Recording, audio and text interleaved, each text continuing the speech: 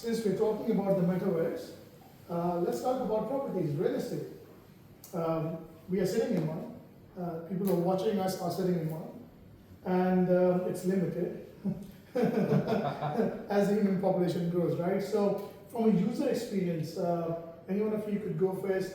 Tell me more. What did it feel like when you first entered the actual real estate in Zanzibar in the metaverse? Okay, I will go first on that. So I had a privilege of going to Zanzibar first, the real Zanzibar, all right? So I've seen that, and I came back and I tried to explain to a lot of people how it looks like, showing photographs and all this. It did not make the justice. When it made justice was in the metaverse of VRDa1. And when they showed our hotel and resorts, the experience of you don't need to fly to Zanzibar. You can witness it directly from your metaverse. It might be sounding, I'm giving a little bit of extra, like, are you sure about that? But yes, it did. It gave that feel. And I was like, wow, this is perfect. So as I gave to the team, till today, it's over 1 year, everybody who has experienced it, they felt like, wow, I can literally see Zanzibar through this metaverse. And that's a wow feeling, by the way, right? Yes, It's real. And the ones in your community who have experienced Zanzibar, you've been to Zanzibar, but they haven't been to Zanzibar. Yes, correct. But they still feel it's real enough. Yes, they feel this is so good. This is so good. And that actually excites them. Now they're asking, when are we going to Zanzibar? Yes. So at the same time, I have a question to ask you. You being a developer before in the past, what is your experience? What is your take on this? Well, thanks for that question. So one of the things, there are a couple of stories. Let me start with one that just happened a couple of weeks ago. I'm sitting with someone who has got 8,000 apartments as a company, and they're showing me one of their properties. And as I'm physically walking with them, seeing one of their properties in Kuala Lumpur, Malaysia, I start talking to them, and we sat down in his office saying that what if I did the whole thing in metaverse? It doesn't matter which part of the world I live in, I can see the same thing. He lost me on that. And this was a test, right? That he's like, what do you mean? I said, what I mean is exactly what I saw. I can show that on metaverse. And he was completely blown away with the idea. Keep in mind, there were 8,000 units in Kuala Lumpur, Malaysia. So so that's one such example. Now, my personal take was being in Zanzibar, seeing the project getting ready, and then seeing it in the metaverse. Sky is the limit, or maybe much bigger than that, because now what happens is you could literally scan a room. I did that less than 24 hours ago in the metaverse of the one metaverse. I did that. You can scan, literally, because of the technology, it allows you to do that. And then you can take your furniture and start putting it in, framing it in, changing the size, shape, direction. Now imagine if I told you that you have a penthouse that you've never seen because it's not ready yet, but if you can actually see how it looks, the moment you get up, the angle changes. The moment you sit down, the angle changes. Your balcony is there. You can walk into your bedroom, kitchen, living room. As you go towards the television plays a video of the metaverse. What would that feel like? It's still under construction, but this is happening today. What I just shared with you is something that is not going to happen one day, hopefully. It's happening today. And as a developer, if I had this, we would be in a whole different ballgame, because the technology now allows you to visualize something that is not yet there. From a real estate point of view, that's freaking amazing. Now, the other point as a developer is, you understand building a square feet, it comes at a cost. Now, as a developer, when you're building a particular asset or real estate in the metaverse, sure, that comes at a cost, but then you own it. And you know what happens when you own it? For example, I was doing real estate development in Dubai, right? So what we used to do was we would fly private investors, and sometimes they had 24 hours. They buy millions of dollars worth of properties. So we had to fly them in, get a driver, check them in, show them, send them back. They just didn't have the time. Now guess what we could do with the metaverse? We don't need to do that. All I need to do is make sure they have the metaverse goggles, and that's it. And they could literally experience from the comfort of their living room or wherever they are, the entire project, the entire penthouse, floors that they're buying, whatever that be. And that's what I believe the real estate is doing. So that's one aspect of it. I'll give you one more. And bear with me. Women who love to design rooms. Because I know men are not that good at it most days. So women who love to design rooms, right? They're like, oh, I need this paint. I want the couch to be a 2-seater or a 4-seater. I need a king-size bed. So imagine if you can scale your room and give you in mixed reality or virtual reality all of the furniture that that developer provides. And then you figure out what paint is good. You figure out what tiles and ceiling and the furniture A to Z. Today, Metaverse offers you that. Today, in our business bay continent, in the Metaverse of VRDa1, we are actually doing it. Can you imagine where we're going with this? It is disruption like never seen before in an $11 trillion industry that is growing and booming because human beings are growing and we're limited on the real estate. So that's just absolutely mind-boggling. Dr. Edwin, thank you for asking that question. That's a beautiful answer. And I feel you have just done something that is going to increase the ladies' population of using VR and metaverse. You just did that. Thank you very much. So ladies, jewelries, avatars, design, chandeliers, get ready. There's a lot that could be done in the metaverse moving forward. So thank you again, Dr. Edwin. Coming back to Jacques, so metaverse, properties, Africa, massive continent, right? Billions of dollars in real estate. What's your take on that? Certainly, I think the opportunities are endless when it comes to that. The real estate industry is, as you mentioned, is in the trillions. So really an opportunity for an average person to get involved with a fractional ownership in this metaverse, as we've mentioned. And then obviously the possibilities are endless when it comes to being able to sell those properties. So if you have a property in the UK or in Europe or somewhere, and you're sitting in Africa and you don't have, it's going to take time to get across to those places. You can literally sit in the comfort of your house and be able to go to these to that place that's being sold, and you can have a look at exactly what that is going to look like, and you can make a decision really quickly on whether you want to purchase that or not. So I think in that is going to change a lot in the real estate industry itself, as we sell and buy and sell properties. Then that opens a whole another aspect of what we'll get into in the expos and stuff. So and then that'll change obviously the face of how that's done in the future as well. Well, thank you very much. I absolutely agree with that. Dr. Jeffrey, your first user experience as you stepped into the metaverse of Zanzibar. Share some words. So, great question. It was a mind-blowing experience. I want to add to what you guys talked about Zanzibar.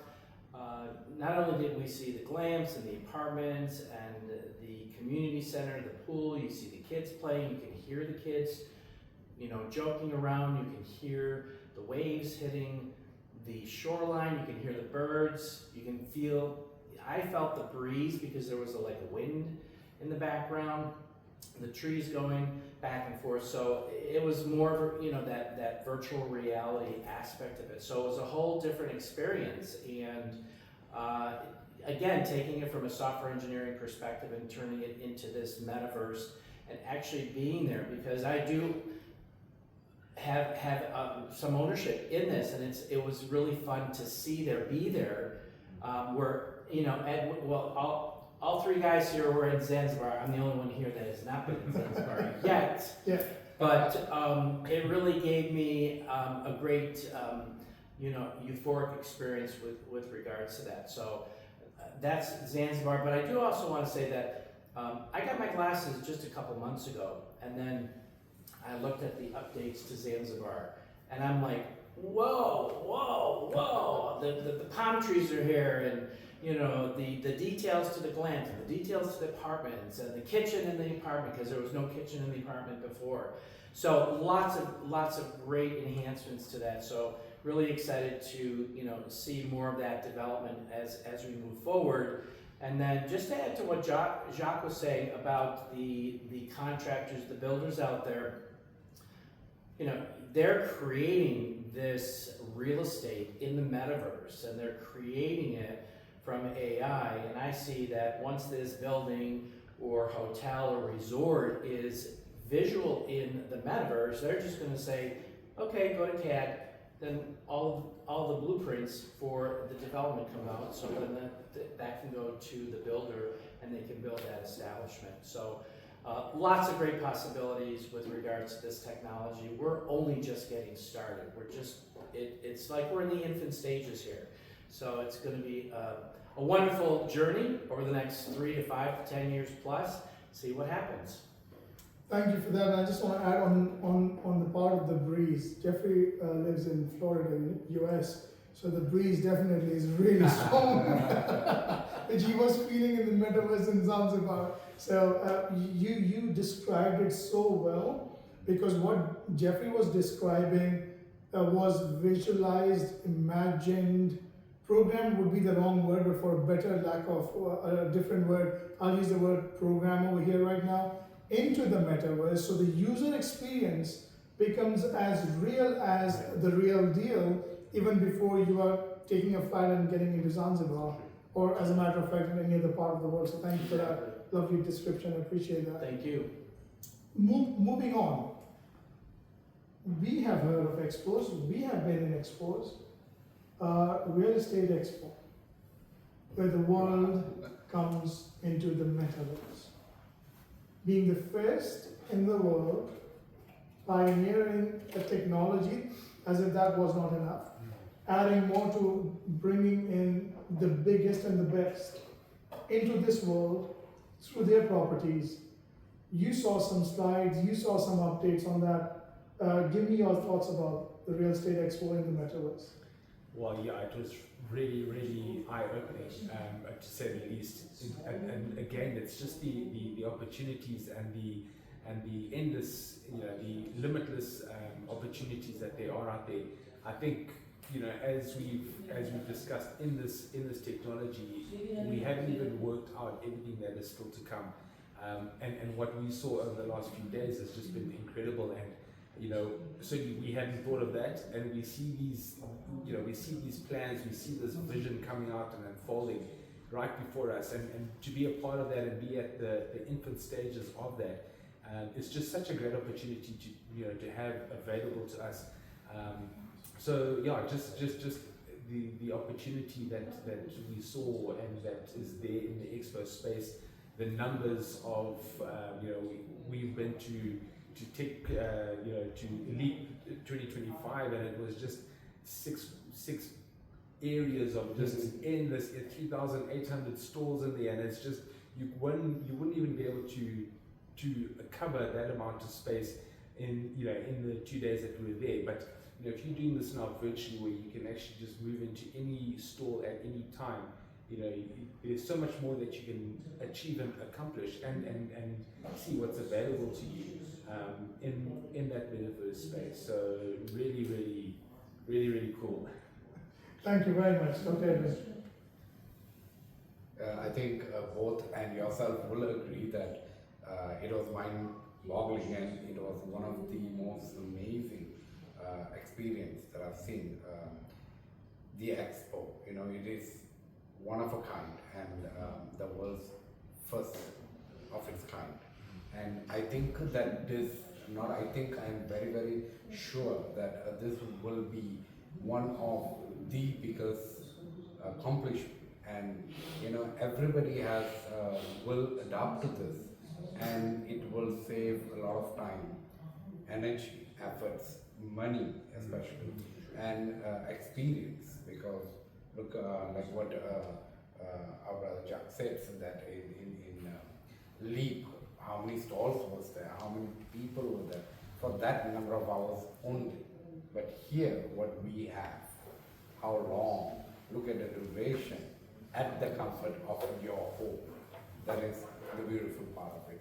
And I feel that this will be just the best technology that is yet to be witnessed by everyone else. Well, thank you for sharing that. And would you want to add something, Dr. Jeffrey, to the Real Estate Expo? I think this is, no, I'm going to change that word, I think. This is going to be a game changer in the industry. And I can assure you that we all agree that we are so excited to be a part of this revelation that is coming to fruition here. And over the next X number of months, it's going to just keep getting better and better, and there's going to be more information out there for those individuals that are in the real estate industry, in that sector there, as well as those that are not, because there are opportunities for those out there that want to participate in what we have to offer. So keep your eyes open, because there's going to be a lot more information coming. Thank you very much. And let's move to one of the other exciting parts of real estate. It's home to us. We call it fractionalized ownership of real estate, NFTs, if you would. With Metaverse, one of the things I believe the company has done is not only get you an actual ownership, fractional ownership of Zanzibar penthouse, let's say, but they've also given you a fractional ownership of the penthouse in the Metaverse. So we're taking the physical and the virtual and then mixing it together. So what I would be interested to know is that what's your take on NFTs? Why would that be so important today in the world we live in, where affordability can become a challenge for people around the world? So a couple of words on that. That's a great question, because when I was first approached about this whole idea of tokenization of real estate, and commercial, I'm talking about high-end commercial hotels, resorts, luxury living complexes, I was like, there's no way. I don't have that kind of money to invest. However, keep your options open just to getting information, because I didn't have enough information to understand the complexity of this, but to realize that it's not complex, it's really easy. So once I understood the concept of tokenization of real estate, it allowed me to take some extra funds that I have to be able to shift them over to a new paradigm shift on the blockchain, to be able to have a stream of income coming in from these different types of properties, rather than putting in a couple of million to invest into that. So there are opportunities out there, and that's why tokenization of real estate is here. It's geared for the masses. It's geared for educating people about where this paradigm shift is going from traditional real estate over to tokenization on the blockchain, to give you partial ownership and advantage points from a financial perspective as well. So get out there and do that research and start getting educated on tokenization of real estate, because we were the first to tokenize real estate on the blockchain technology back before 2020. So we're on a big path here, and there's a lot of opportunity. Thank you. Yeah. Thanks so much, Theo. Yeah, I think NFT space is just, it's just this unique space, and that's why it's got its values, because it is a very unique, NFT, non-fungible token. It's something that is one of a kind, and that's where it actually gets its value from. So we are part of something that has the uniqueness of that. And that's what is going to drive its value. So I think in terms of where we're going with VRDa1 in this instance, and in the metaverse, and what the team have actually developed, and the technology that's been developed. In fact, it was you, Taya, who shared a story or an article about an apartment in the UAE that was sold out in less than 5 minutes. And that's the fractional power, or the fractional ownership power that is out there, and it's starting to get recognized more and more, and starting to become more and more mainstream as we see it in this space. So certainly right on the correct path here and really moving in the right direction with VRDa1 and the metaverse. Well, thank you very much, Dr. Edwin. My take will be that today NFT is something very powerful already, and people are talking about this. But think about VRDa1 started it how many years back, and could you see they're seeing the future way far beyond everyone else. So that is one beautiful part of the company and the directors and the visionaries. So on the NFT part, my take is it's going to be a very huge thing, especially on VRDa1's NFT. This is a beautiful NFT which is very limited and very, very unique. If you look at what we have and what is the advantage of being an early mover, that would gives you a lot of benefit and perks. And my take is more than the rest, NFT will move very quick and very fast, and it might be not available for everyone. That's for sure. Well, it may not be available for everybody. I can tell you something about that. Paramount NFTs are not. The Paramount Dubai NFTs are not, at least at a premium value. So I'll take a quick take for our audience on NFTs. So when I was told about fractional ownership, I loved the idea, I just didn't know how it would be executed, it would be implemented. Till we had enough technology through NFT technology, where what fascinates me about this is getting a couple of millionaires become multi-millionaires. Sure, it's good, we've done that before as a real estate owner, as a developer. But what if someone who has $1,000, $2,000 could tap into a $100 million real estate project? That's unheard of. So that eliminates the unfair advantage a lot of companies out there have, because that shows the power of the masses. And NFT is the technology that allows us to have a contract written on blockchain where everything is in black and white.